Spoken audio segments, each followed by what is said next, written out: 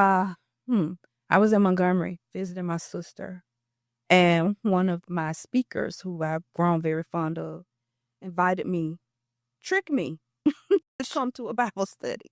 Girl, I didn't have no clothes. Yeah, she was pulled up, like, come roll with me for a minute.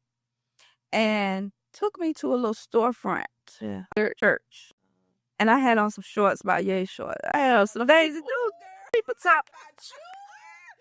And I said, when she caught up and saw the thing on the door, I was like, you did not bring me. Because she knew I wasn't going to come because I said I didn't have no clothes. I didn't come prepared to go anywhere. It was relaxing.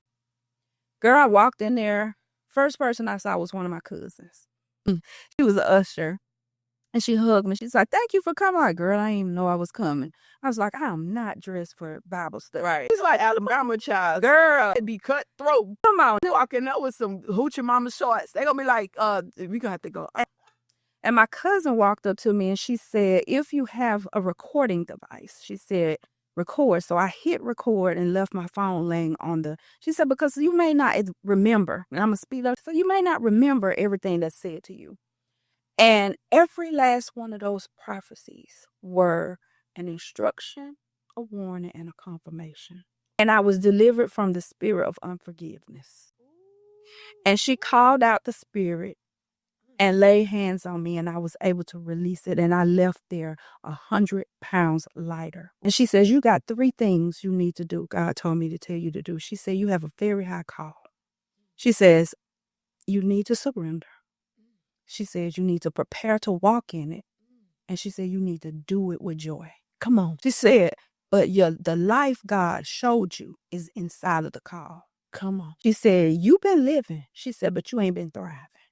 And she said, it's because you don't want to do what God is telling you to do. She said, you don't have to be perfect. She said, you're waiting on perfection. She said, you are never going to be perfect.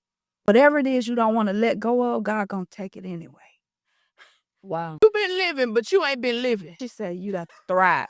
And needless to say, that was my power word. Thrive. Right. She said, the life that God has for you, that he has shown you in fullness, she says, inside of the call. And she said, she called it out. She said, you don't want to do it. And I said, I don't want titles. She said, just do what God telling you to do. Just do that.